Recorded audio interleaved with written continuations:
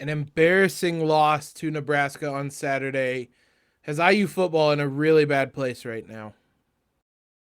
You are Locked On Hoosiers, your daily podcast on the Indiana Hoosiers. Part of the Locked On Podcast Network, your team every day.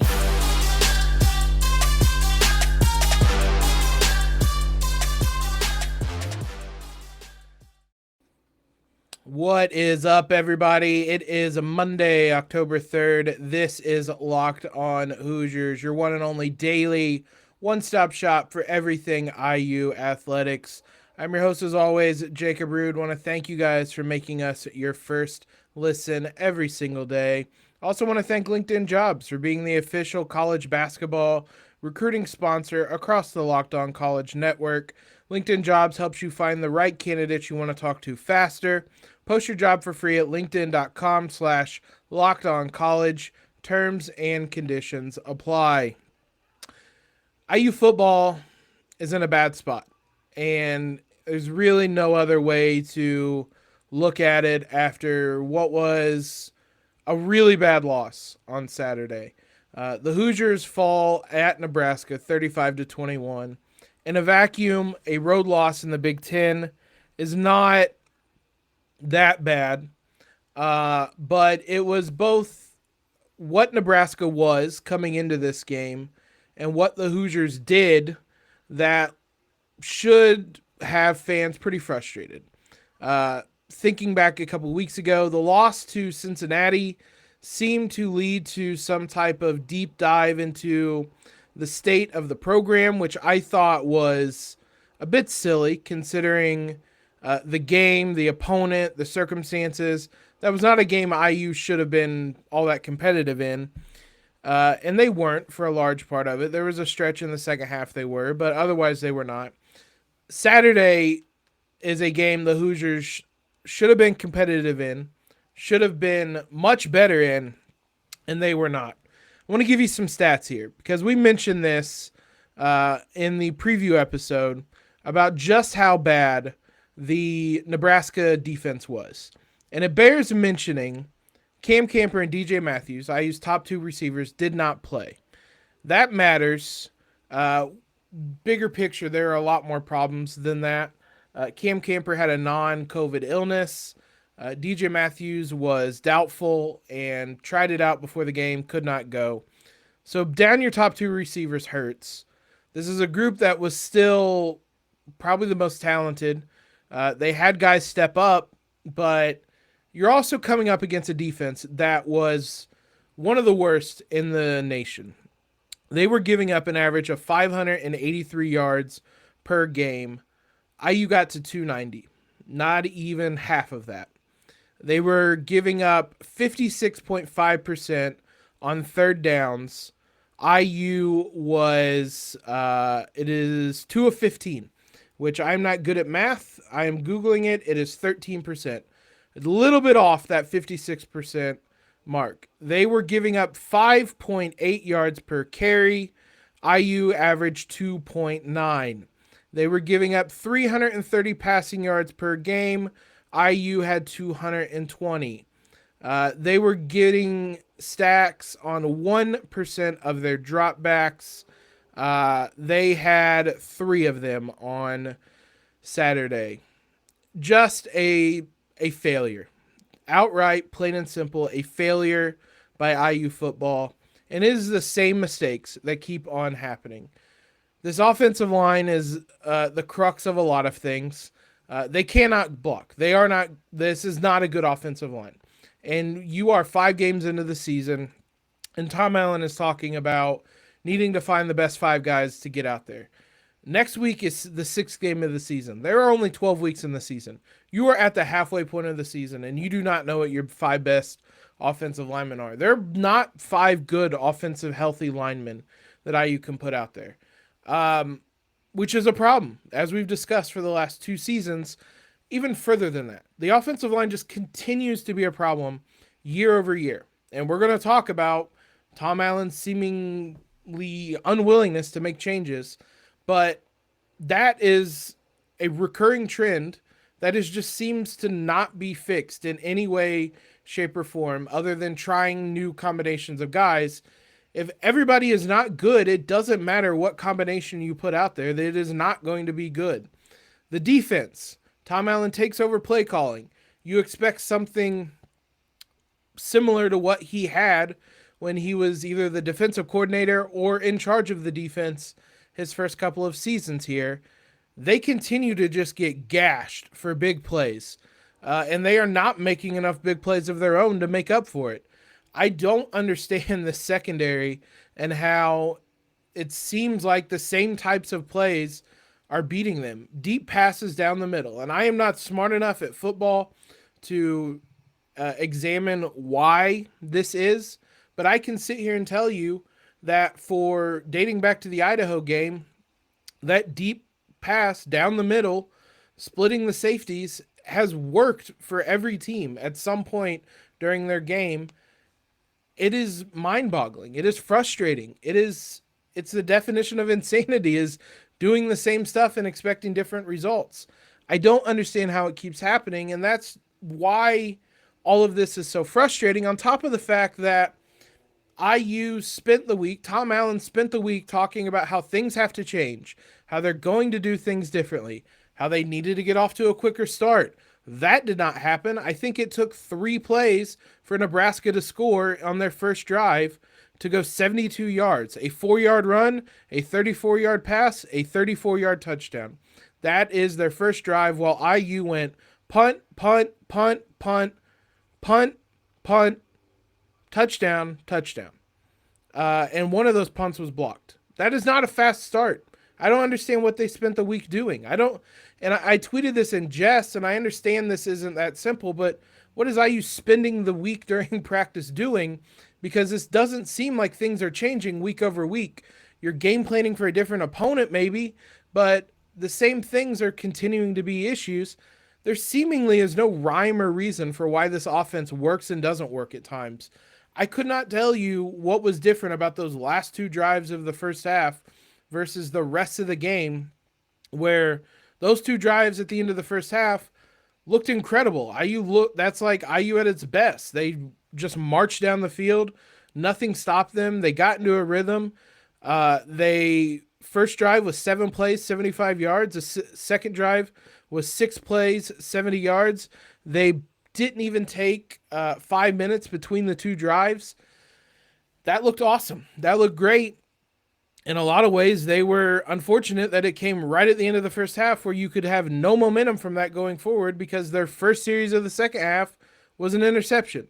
So I don't understand what was different about the 2 drives at the end of the first half and what they could or could not replicate in the second half. None of this is also even mentioning the penalty issues for both teams, but IU with 11 penalties for 92 yards in a toss-up game, basically, against one of the worst teams in the country, let alone the Big Ten. Again, inexcusable. So it leaves you just wondering, how do you fix this? There's self-examination that has to happen that I don't know that I trust would happen. They improved this program from last year. I think. I don't know how much better they are. They're better. They have more wins. But realistically, barring an unforeseen upset, the bowl game just went out the window, which a bowl game always felt like a distant possibility, and I wouldn't have reacted this way with any loss on Saturday. I'd have been pretty upset with any loss, but it's just the way IU keeps doing this, where it feels like they're just doing the same thing over and over and expecting teams not to find ways to capitalize on it. There was always going to be a super thin margin of error. There was no margin of error trying to get to a bowl game because they play in the Big Ten East, but they just tossed it out the window the first chance they had. Well, second chance. I guess they beat Illinois, but the second chance they had, they tossed it out the window in a very frustrating way. And now there needs to be some discussions about where this program is, where it's headed, and that has to start at the top with Tom Allen. And we're going to talk about Tom Allen. There's been a lot of strong reactions. He deserves some criticism right now. We're going to look at deeper into what the problem is and how much he's to blame for it right now. Before we do that, let's talk about LinkedIn, our sponsor of today's episode.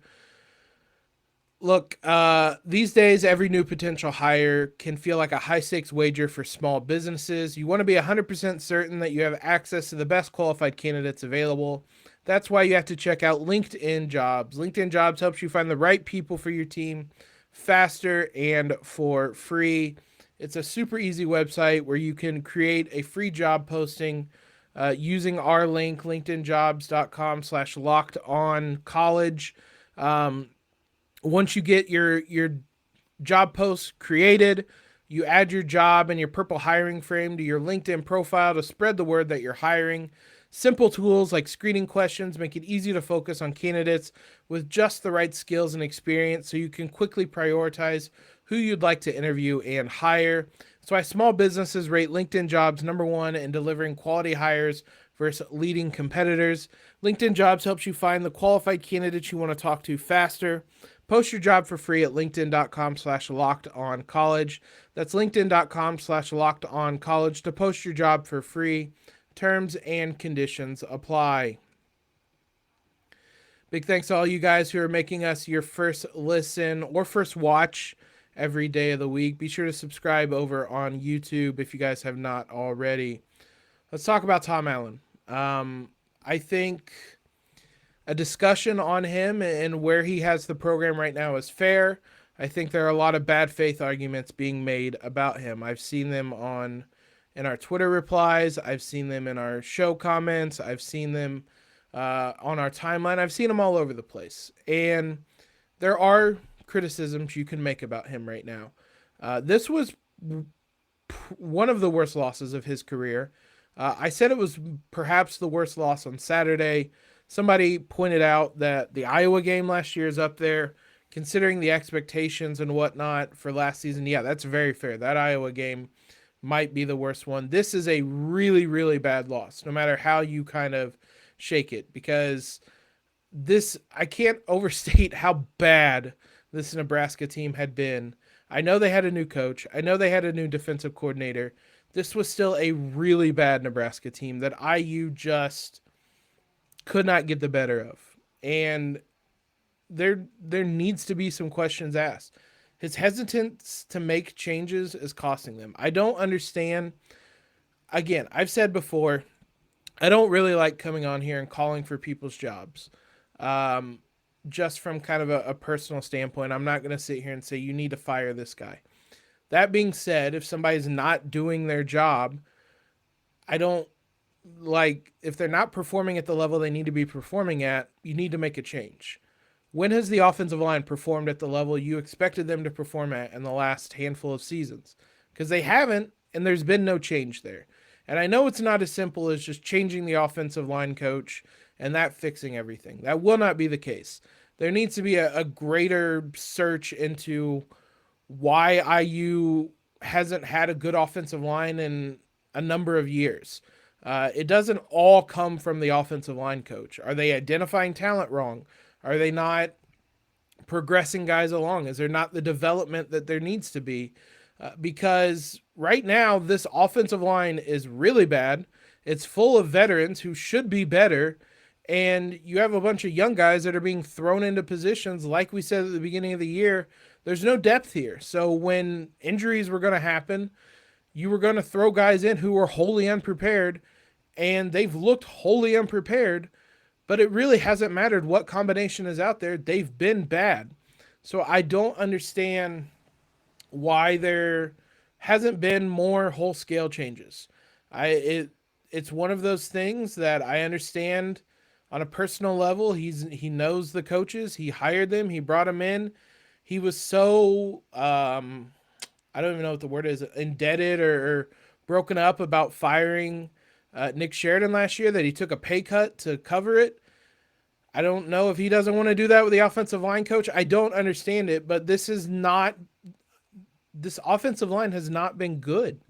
And so I don't know why there hasn't been a change in how they do things. There is no improvement on this offensive line from last year to this year. The only thing that has really changed, whether they've been good or not, is how good or bad their opponent is. And that has been it. And Nebraska was not a team that was getting sacks. And they, even at the end of the game, when IU is needing drives to score, they're getting home to the quarterback on 4-man rushes. And it's just, again, the definition of insanity is doing the same thing over and over and expecting different results. This offensive line is the glowing example of that. They've done the same thing over and over for 2 seasons and have not gotten any different results. I don't know why things haven't changed. The other critique I've seen, it was in our comments, it's been in our mentions, it's been all over the place, is the rah-rah doesn't win you games. That is a low-hanging fruit, a criticism you could make in hindsight if you just ignore that 2019 and 2020 just didn't happen. You just pretend those don't exist, then yeah, sure, rah-rah doesn't win you games, I guess. There was a building. The program has gotten better under Tom Allen. There was a building crescendo leading to 2020. The bubble burst last year. There was going to have to be some type of reset, and it's been harder than we thought, this reset in the last couple of weeks. Part of that might be the expectations got too high after 2020, but you don't get to have a season like 2020 and not have high expectations moving forward. The idea that the rah-rah doesn't win you games is silly to me because it won IU lots of games. Tom Allen is a good coach. Probably nothing more, nothing less. I wouldn't put him as very good. He still has some issues in game management, and that's always been there. I think the difference in 2019 and 2020 is he had a good coaching staff and good coordinators around him. Kalen DeBoer, you see what he's doing in Washington, although this is probably a bad week to point that out after they got smoked by UCLA, but you've seen what he has become. And putting those types of coordinators around him matter. Part of that is him needing to identify who are really good coordinators. To a certain degree, I don't think the coordinators are bad this season. I'm not thrilled with how the offense works in this super up-tempo offense that is putting pressure on the defense. And, I mean, where have we seen that before? When the offense doesn't work, the result is the defense having to be out there more and getting worn down, and at the end of the game, IU can't get the stops it needs. That is, I guess, a systemic thing to discuss, but I don't think Chad Wilt's necessarily bad. He wasn't the most inspiring hire. But going back to the main point with Tom Allen, IU can absolutely still win with him here. He needs to do as much soul searching as anyone else into what this program is, where it is at right now. He raised the expectations of this program, and in some ways he might be a victim of his own success. He came in, he changed how we looked at IU football, and now he's struggling, and he is, I'm not going to say under the hot seat, he's under the microscope a bit because of that. IU's not going to move on from him, for one. His buyout's still $25 million. He's getting this season. He's getting next season as well, almost certainly. IU should not be looking to move on from him right now. It is always very easy to say, fire the coach. That'll fix things. I've said this for a couple of weeks now. There is not a coach out there that's going to come in and fix IU football. IU football has been what IU football is for decades and decades and decades, and I don't know that it's ever going to change. We can have moments like 2019 and 2020. We're going to have seasons like this.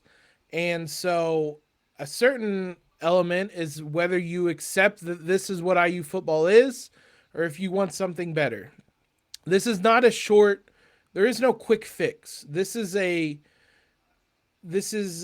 athletic department needing to invest into the program, which they are doing more. They are improving the facilities. They're improving the stadium. They're investing more money into the coach, the coaching staff, things of that nature. But there is no quick fix for turning IU football into a contender. That's not how college football works.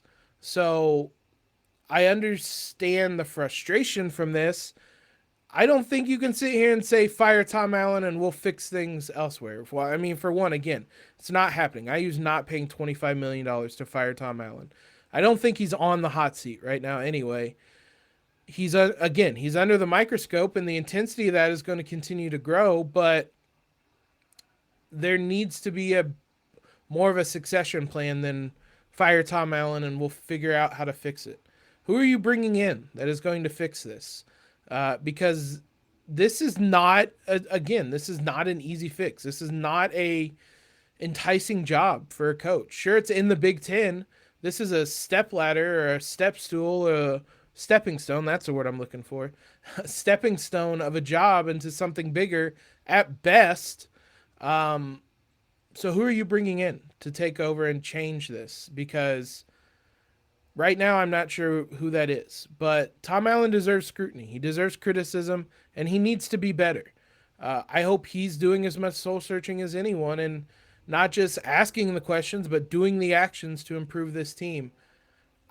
He might have done the soul searching, but doing the actions part, I don't know that he'll do, and I don't know that he'll do it in season. We'll figure out in the coming weeks, I guess, how much he's willing to change during the season to try to get things right.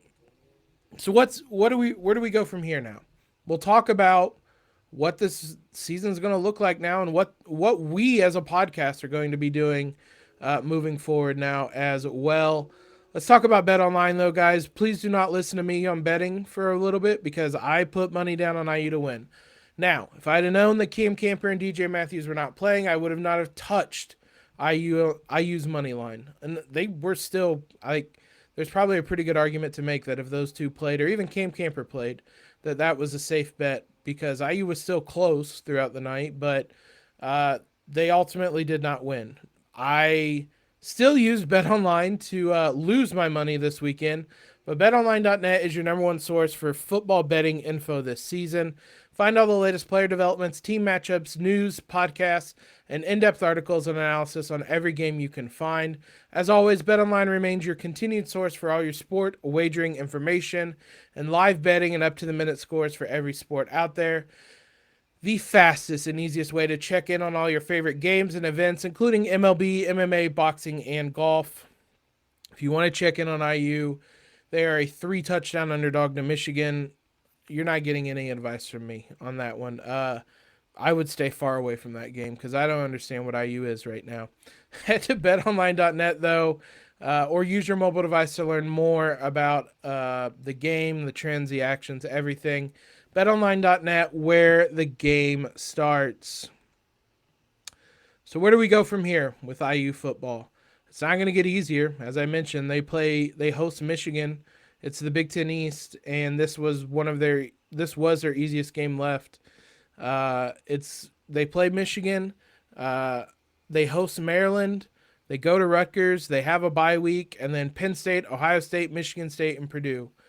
A couple of those games might be winnable. I don't know that IU's not going to be favored in any game the rest of the season. Two of the winnable games are at Rutgers and at Michigan State, based on how Michigan State has looked this year.